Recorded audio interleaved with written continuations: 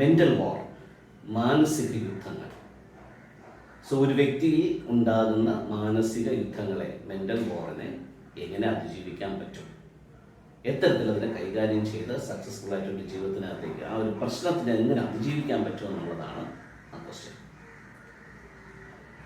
ഇന്ന് ഏറെക്കുറെ എന്ന് പറയുമ്പോൾ ഏകദേശം ഒരു 90% വ്യക്തികളിൽ ഈ മെൻ്റൽ വാർ, മാനസിക യുദ്ധം നടക്കുന്നുണ്ട്. അത് പല മേഖലയിലാകാം. ചില വ്യക്തികൾക്ക് അത് വിദ്യാഭ്യാസത്തിലാകാം, ചില വ്യക്തികൾക്ക് അത് ജോബിലാകാം, ചില വ്യക്തികൾക്ക് ഫ്രണ്ട്സ് ആകാം, ചില വ്യക്തികൾക്ക് അത് പാർട്ട്ണറാകാം. അപ്പോൾ ഇങ്ങനെ സബ്ജക്റ്റുകൾ ഇഷ്ടം പോലെയാണ്. സോ ഒരു വിഷയത്തെ അല്ലെങ്കിൽ തങ്ങളുടെ ജീവിതത്തിൽ ഉണ്ടാകുന്ന ഏതെങ്കിലും ഒരു ഈവൻറ്റിനെ അല്ലെങ്കിൽ ഒരു വ്യക്തിയെ ബേസ് ചെയ്തിട്ടാണ് എപ്പോഴും ഈ മെൻ്റൽ വാർ ആ വ്യക്തിയിൽ ഉണ്ടാകുക. ചിലപ്പോൾ ഒരു വ്യക്തിയിൽ തന്നെ ഒന്നിലധികം മെൻ്റൽ വാർ ഉണ്ടാകാം, ഒത്തിരി വിഷയങ്ങളുണ്ടാകാം. ഇന്ന് സാധാരണപ്പെട്ട വ്യക്തികൾ നേരിടുന്ന ഏറ്റവും വലിയൊരു വിഷമമാണ് അല്ലെങ്കിൽ ഒരു മെൻ്റൽ വാറാണ് സാമ്പത്തിക വിഷയത്തിൻ്റെ മേലുള്ള ഒരു പിരിമുറുക്കം. അതൊരു വലിയൊരു ഒരു ട്രാജഡിയായിട്ട് മാറിക്കൊണ്ടിരിക്കുന്ന ഒരു വിഷയമാണ് സാമ്പത്തിക മേഖലയിലുള്ള മെൻ്റൽ വാർ. സോ ഇത്തരത്തിലുള്ള അനേക വിഷയങ്ങൾ ഇന്ന് സാധാരണക്കാരുടെ ഇടയിലുണ്ട്. ഇതൊരു ശരിക്കും പറഞ്ഞു കഴിഞ്ഞാൽ ഒരു മാനസിക അവസ്ഥയാണ്. ഈ അവസ്ഥയിൽ നിന്ന് ഒരു ബെറ്റർമെൻ്റ് ഉണ്ടാകുക എന്നുള്ളതാണ് ശരിക്കും ഇതിൻ്റെ ഒരു ഒരു പരിഹാര മാർഗം എന്ന് പറയുന്നത്. അപ്പോൾ അതിന് ഒരുപാട് മാർഗങ്ങൾ നമുക്ക് സ്വീകരിക്കാം. ഏറ്റവും ബേസിക് ആയിട്ടുള്ള കാര്യം, സാധാരണപ്പെട്ട വ്യക്തികളാണെന്നുണ്ടെങ്കിൽ അവർക്കൊരു പക്ഷേ സ്വയം അതിനെ മറികടക്കാനായിട്ട് പറ്റാതെ വരുമ്പോൾ മറ്റൊരു വ്യക്തിയുടെ സഹായം തേടാം. ഇപ്പോൾ ഇതിൻ്റെ അകത്തുള്ള ഏറ്റവും വലിയൊരു വിഷയം എന്താണെന്ന് വെച്ച് കഴിഞ്ഞാൽ, ഒത്തിരി നാളുകൾ ഈ വിഷയത്തെ നമ്മൾ മറച്ചു വെച്ച് അല്ലെങ്കിൽ നമ്മൾ സ്വയം ഇതിനെ പരിഹരിക്കാനായിട്ട് ശ്രമിച്ച് അവസാനം ഇത് വഷളാകും. ഏതുപോലെ എന്ന് ചോദിച്ചു കഴിഞ്ഞാൽ, നമ്മുടെ കാലിലോ കയ്യിലോ ഒരു മുറിവുണ്ടായിട്ട് അതിനെ ശരിയായ രീതിയിൽ ട്രീറ്റ് ചെയ്യാതെ ഇരുന്ന് കഴിഞ്ഞാൽ അത് പഴുത്ത് അത് സെപ്റ്റിക്കായി കൂടുതൽ കോംപ്ലിക്കേഷനിലേക്ക് പോകുന്നത് പോലെ ഈ ഒരു വിഷയത്തെ യഥാസമയം കൈകാര്യം ചെയ്യാൻ പറ്റിയില്ലെന്നുണ്ടെങ്കിൽ ഇത് കൂടുതൽ പ്രശ്നങ്ങളിലേക്ക് പോകും. അപ്പോൾ സാധാരണ രീതിയിൽ ഒരു വ്യക്തി ഈ വിഷയത്തെ പോയി പറയുന്നത് ഒരുപക്ഷെ ഏതെങ്കിലും ഒരു മതവക്താവിനടുത്തോ അല്ലെങ്കിൽ ഏതെങ്കിലും ഒരു ഡോക്ടറെ അടുത്തോ ആകും ആദ്യം പോയി സംസാരിക്കുക. അപ്പോൾ സംഭവിക്കുന്ന വിഷയം എന്താണെന്ന് വെച്ച് കഴിഞ്ഞാൽ, കൂടുതൽ ഇതിനെ വഷളാകാൻ പറ്റുന്ന രീതിയിൽ അവരിൽ നിന്ന് വരുന്ന അഡ്വൈസ് നമ്മൾ പ്രശ്നത്തിലാക്കും. കാരണം ഇതിൻ്റെ റൂട്ട് കോസ് എന്താണെന്നോ ഇതിൻ്റെ ശരിക്കുമുള്ള പരിഹാര മാർഗം എന്താണെന്നോ അവർക്കറിയില്ല. നമ്മൾ അങ്ങനെ ഒരു വ്യക്തിയെ കണ്ടെത്തുകയാണ് ചെയ്യുന്നത്. പക്ഷെ ആ വ്യക്തിയിൽ നിന്ന് വരുന്ന കാര്യങ്ങൾ നമ്മുടെ ഈ വിഷയത്തെ കൂടുതൽ കോംപ്ലിക്കേറ്റഡ് ആക്കും. സോ ഒരിക്കലും ഇത്തരത്തിലുള്ള വിഷയങ്ങളെ, നമ്മുടെ പ്രൈവസിയിലുള്ള വിഷയങ്ങളെ നമുക്ക് അറിഞ്ഞുകൂടാത്തൊരു വ്യക്തിയുടെ അടുത്ത് കൊണ്ടുപോയി സംസാരിച്ച് അതിനെ വഷളാക്കി കൂടുതൽ മാനസിക യുദ്ധത്തിനകത്തേക്ക് പോകാൻ കാരണമാകരുത്. ഇത് ആദ്യമുള്ളൊരു ചെറിയൊരു അഡ്വൈസാണ്. ഇനി ആരെടുത്ത് പറയണം എന്ന് ചോദിച്ചു കഴിഞ്ഞാൽ, ശരിക്കും ഈ വിഷയത്തെ ഹാൻഡിൽ ചെയ്യാൻ പറ്റുന്ന വ്യക്തികൾ ആരാണെന്ന് കുറച്ച് നാൾ നമ്മളൊന്ന് അന്വേഷിക്കുക.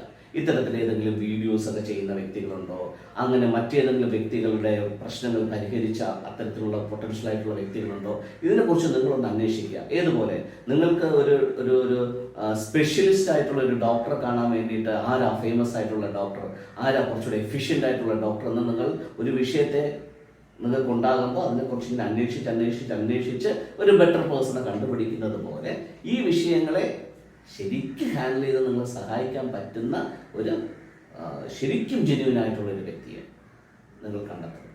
സാധാരണപ്പെട്ട വ്യക്തികൾ ചെയ്യാൻ പറ്റുന്ന ഇതാണ്. എൻ്റെ കാര്യങ്ങൾ എനിക്ക് തന്നെ ഹാൻഡിൽ ചെയ്യാൻ പറ്റുമെന്ന് ഒരല്പം മനസ്സിന് ശക്തിയുള്ള ഒരു വ്യക്തികളെ സംബന്ധിച്ചിടത്തോളം അവർക്ക് ചെയ്യാൻ പറ്റുന്ന കാര്യം എന്താണെന്ന് വെച്ച് കഴിഞ്ഞാൽ, ഈ വിഷയത്തിൽ നിന്ന് പുറത്തു വരാനായിട്ട് നിങ്ങളുടെ ഉള്ളിൽ തന്നെ ഈശ്വരൻ വെച്ചിരിക്കുന്ന കഴിവുകൾ നിങ്ങളത് കണ്ടെത്തുക. ഒരു ഉദാഹരണത്തിന്, നിങ്ങൾക്ക് ഒരു പ്രത്യേക സാഹചര്യം നിങ്ങളെ നിയന്ത്രിച്ചു കൊണ്ടിരിക്കുകയാണെന്നിരിക്കട്ടെ. ഒരു ഉദാഹരണത്തിന്, നിങ്ങളുടെ ജോലി തന്നെ നിങ്ങളെ നിയന്ത്രിച്ചു കൊണ്ടിരിക്കുകയാണെന്നിരിക്കട്ടെ. അല്ലെങ്കിൽ നിങ്ങൾക്ക് വന്നു ചേർന്ന ഒരു ബന്ധം, അത് ഏത് ബന്ധം ആണാകാം പെണ്ണാകാം, നിങ്ങളുടെ ലൈഫിനകത്തേക്ക് വന്ന ഒരു റിലേഷൻ നിങ്ങളെ വല്ലാണ്ട് രീതിയിൽ നിങ്ങളുടെ മനസ്സിനെ ഇങ്ങനെ പ്രൊവോക്ക് ചെയ്തുകൊണ്ടിരിക്കുകയാണ്, നിങ്ങളുടെ മനസ്സിൻ്റെ സമനിലയെ തെറ്റിച്ചുകൊണ്ടിരിക്കുകയാണ്. അതൊരു മാനസിക യുദ്ധമാണ്. സോ ആ വ്യക്തിയുമായിട്ട് നിങ്ങൾക്ക് ഡിറ്റാച്ച്ഡ് ആകാൻ പറ്റാത്ത, അല്ലെങ്കിൽ ആ ഒരു സാഹചര്യമായിട്ട് നിങ്ങളുടെ പ്രൊഫഷൻ ആണെങ്കിൽ ആ പ്രൊഫഷൻ നിങ്ങൾക്ക് വലിച്ചെറിയാൻ പറ്റാത്ത രീതിയിൽ നിങ്ങൾ അതിനകത്ത് നിൽക്കുകയാണെങ്കിൽ നിങ്ങൾക്ക് എപ്പോഴും ഒരു മാനസിക യുദ്ധം ഉണ്ടായിക്കൊണ്ടിരിക്കും. സോ അങ്ങനെയൊക്കെയുള്ള കാര്യം വരുന്ന സമയത്ത് നിങ്ങൾ നിങ്ങളുടെ പൊട്ടൻഷ്യൽ കുറച്ചുകൂടെ തിരിച്ചറിയാനായിട്ട് ശ്രമിക്കുക. നിങ്ങളുടെ കഴിവുകൾ എന്താ, എന്തിനു വേണ്ടിയിട്ടാണ് ഞാൻ ഈ ജോലി തിരഞ്ഞെടുത്തത്, അല്ലെങ്കിൽ എന്തിനു വേണ്ടിയിട്ടാണ് ഈ വ്യക്തിയുമായിട്ട് ഞാൻ അസോസിയേറ്റ് ചെയ്തിരിക്കുന്നത്. ശരിക്കും ആ രീതിയിൽ നിങ്ങളുടെ ഉള്ളിലുള്ള നിങ്ങളുടെ പൊട്ടൻഷ്യലിനെ നിങ്ങളൊന്ന് ഐഡൻറ്റിഫൈ ചെയ്തിട്ട് നിങ്ങളുടെ പൊട്ടൻഷ്യൽ വെച്ചിട്ട്, നിങ്ങളുടെ കഴിവുകൾ വെച്ചിട്ട് ഈ കാര്യത്തെ ഹാൻഡിൽ ചെയ്യാനായിട്ട് നിങ്ങൾക്ക് ശ്രമിക്കാം. ഇപ്പോൾ ഒരു ഉദാഹരണം പറയുവാണെന്നുണ്ടെങ്കിൽ, നിങ്ങൾ നിങ്ങളുടെ കൂടെ വർക്ക് ചെയ്യുന്ന ഒരു വ്യക്തി നിങ്ങളുടെ ലൈഫിനകത്ത് വന്നിട്ട് അനാവശ്യമായിട്ടുള്ള രീതിയിൽ ഇടപെടുന്നു, കൺട്രോൾ ചെയ്യാൻ ശ്രമിക്കുന്നു, നിങ്ങളെപ്പോഴും എന്തെങ്കിലും തരത്തിൽ പ്രൊവോക്ക് ചെയ്തുകൊണ്ടിരിക്കുന്നു, അല്ലെങ്കിൽ ശരിയായ രീതിയിൽ നിങ്ങളുടെ കൃത്യനിർവഹണം ചെയ്യാൻ പറ്റാത്ത രീതിയിൽ ആ വ്യക്തി നിങ്ങളെ എന്തെങ്കിലുമൊക്കെ രീതിയിൽ ഇറിറ്റേറ്റ് ചെയ്തുകൊണ്ടിരിക്കുന്നു. അത് നിങ്ങൾക്ക് മനസ്സിനകത്ത് വല്ലാത്തൊരു യുദ്ധമായി കിടക്കുവാണ്, ഒരു വാറായിട്ട് കിടക്കുവാണ്. ആ വ്യക്തിയോട് പെട്ടെന്നൊന്നും ചെയ്യാൻ പറ്റുന്നില്ല. അത് നിങ്ങളുടെ സീനിയർ ആകാൻ ചിലപ്പോൾ. സോ ഒരു സീനിയർ ആയിട്ടുള്ള വ്യക്തി, അല്ലെങ്കിൽ നിങ്ങളുടെ ഹയർ ഒഫീഷ്യലായിട്ടുള്ള ഒരു വ്യക്തിയെ പെട്ടെന്ന് പോയിട്ട് നിങ്ങൾക്ക് വേറെ ഒന്നും ചെയ്യാൻ പറ്റത്തില്ല.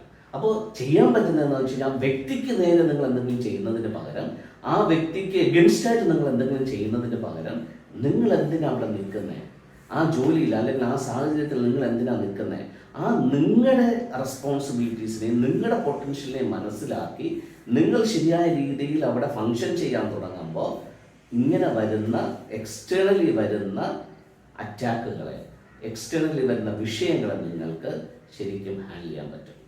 അപ്പം നിങ്ങൾ എന്ന് പറയുന്ന വ്യക്തിയുടെ റോൾ അവിടെ എന്താണെന്ന് മനസ്സിലാക്കാതെ നിങ്ങൾ പരിഭ്രാന്തരാകുമ്പോഴാണ് ഇങ്ങനെയുള്ള വിഷയങ്ങൾ നിങ്ങളെ യുദ്ധത്തിലാക്കുന്നത്.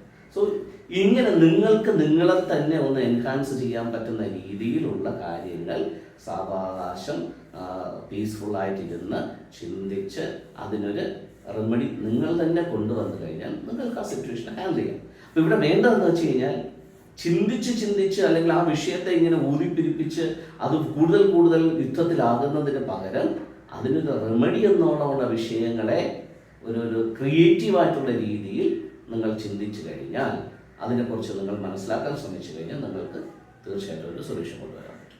ഇനി മറ്റൊരു രീതി എന്ന് പറഞ്ഞു കഴിഞ്ഞാൽ, ഇത് കുറച്ചും കൂടെ അഡ്വാൻസ്ഡ് ആയിട്ടുള്ള ഒരു രീതിയാണ്. പെട്ടെന്ന് ഞാനിത് പറയുമ്പോൾ നിങ്ങൾക്ക് ചിലപ്പോൾ അത് ഉൾക്കൊള്ളാൻ പറ്റുമോ എന്ന് എനിക്കറിയത്തില്ല. സോ നിങ്ങളുടെ മാനസിക യുദ്ധങ്ങളെ അല്ലെങ്കിൽ നിങ്ങളുടെ മെൻ്റൽ വോറിനെ ഓവർകം ചെയ്യാൻ വേണ്ടിയിട്ട് ആ സിറ്റുവേഷൻ നിങ്ങൾ കറക്റ്റായിട്ടൊന്ന് മോണിറ്റർ ചെയ്യണം. സിറ്റുവേഷൻ ആണോ, വ്യക്തിയാണോ, എന്താണ് നിങ്ങളുടെ മാനസിക യുദ്ധത്തിന് കാരണമായി നിൽക്കുന്ന കാര്യമെന്ത് എന്നുള്ളത് വളരെ വ്യക്തതയോടുകൂടെ അതിൻ്റെ ശരിക്കും അതിനകത്തോട്ട് ഇറങ്ങിച്ചെന്ന് ആ വിഷയത്തെ ഒന്ന് നല്ല രീതിയിൽ ഒന്ന് അനലൈസ് ചെയ്ത് കഴിഞ്ഞാൽ, ആ വിഷയത്തിനെതിരെ അതെന്തോ ആയിക്കോട്ടെ, വ്യക്തി ആയിക്കോട്ടെ, സാഹചര്യമായിക്കോട്ടെ, എന്തെങ്കിലും ഒരു പർട്ടിക്കുലർ സംഭവമായിക്കോട്ടെ, എന്താണോ ആ കോറായിട്ടുള്ള കാര്യം, ആ കാര്യത്തെ അനലൈസ് ചെയ്തതിന് ശേഷം നിങ്ങൾക്ക് പോസിറ്റീവ് അഫർമേഷൻസ്, ആ വിഷയത്തിൻ്റെ മേലൊരു പോസിറ്റീവ് അഫർമേഷൻ നിങ്ങൾക്ക് എടുക്കാൻ പറ്റും. ശരിക്കും അതൊരു ഡിവൈൻ ആയിട്ടുള്ളൊരു ക്വാളിറ്റിയാണ്. സോ എല്ലാ മനുഷ്യരുടെ ഉള്ളിനകത്തും ഈ ഡിവൈൻ ക്വാളിറ്റി ദൈവം വെച്ചിട്ടുണ്ട്. സോ ബൈബിളിൽ പറയുന്ന ഒരു വാക്ക് ഇതാണ്: നിങ്ങളുടെ നാവാണ് ജീവൻ്റെയും മരണത്തിൻ്റെയും ആധാരം. ഇപ്പോൾ ജീവനും മരണവും നിങ്ങളുടെ നാവിൻ്റെ തുമ്പിലിരിക്കുന്നു എന്ന് പറയുന്നു. സോ നിങ്ങൾക്ക് നിങ്ങളുടെ നാവ് കൊണ്ട് തന്നെ അഫർമേഷൻസ് ഇട്ടിട്ട് ഈ വിഷയത്തെ നിങ്ങൾക്ക് നല്ല രീതിയിൽ ഹാൻഡിൽ ചെയ്യാൻ പറ്റും. സോ ഈ കാര്യത്തെക്കുറിച്ച് നിങ്ങളൊന്ന് അന്വേഷിക്കണം. എന്താണ് പോസിറ്റീവ് അഫർമേഷൻ എന്നുള്ളതിനെക്കുറിച്ച് ഒന്ന് സെർച്ച് ചെയ്ത് കഴിഞ്ഞാൽ നിങ്ങൾക്ക് ഈ പോസിറ്റീവ് അഫർമേഷൻ്റെ പൊട്ടൻഷ്യൽ എന്താണെന്ന് മനസ്സിലാവും. സോ ഇത് കുറച്ച് അഡ്വാൻസ്ഡ് ആയിട്ടുള്ള കാര്യമാണ്. ശരിക്കും ഇതിനെക്കുറിച്ച് മനസ്സിലാക്കിയിട്ടില്ലെന്നുണ്ടെങ്കിൽ ഇതിൻ്റെ റിസൾട്ട് കിട്ടത്തില്ല. സോ പോസിറ്റീവ് അഫർമേഷനിലൂടെ കറക്റ്റായിട്ടുള്ള കോർ വിഷയത്തെ ഐഡൻറ്റിഫൈ ചെയ്തുകൊണ്ട് അതിനെ നിങ്ങൾക്ക് ഇല്ലായ്മ ചെയ്യുന്ന രീതിയിലുള്ള അഫർമേഷൻസ് നിങ്ങൾക്ക് കൊടുക്കാം. സോ ഇത് കുറച്ച് അഡ്വാൻസ്ഡ് ആണ്. ഇത് കുറച്ചുകൂടെ നല്ല റിസൾട്ട് കിട്ടുന്ന, ഫാസ്റ്റായിട്ട് റിസൾട്ട് കിട്ടുന്ന ഒരു മെത്തേഡാണ് ഞാനിപ്പോൾ പറഞ്ഞ കാര്യം. സോ ഇങ്ങനെ പല രീതിയിൽ നിങ്ങൾക്ക് നിങ്ങളുടെ മെൻ്റൽ വാറിനെ ഫേസ് ചെയ്യാൻ പറ്റും. ഇതൊന്നും നിങ്ങൾക്ക് പറ്റുന്നില്ല എന്നുണ്ടെങ്കിൽ നിങ്ങൾ ഒരു ഇത്തരത്തിലുള്ള കാര്യങ്ങൾ ചെയ്യുന്ന നല്ലൊരു പൊട്ടൻഷ്യലായിട്ടുള്ള, നല്ലൊരു പ്രൊഫഷണലായിട്ടുള്ള ഒരു വ്യക്തിയെ കണ്ടു കഴിഞ്ഞാൽ നിങ്ങൾക്ക് തീർച്ചയായിട്ടും ഹെൽപ്പ് കിട്ടും.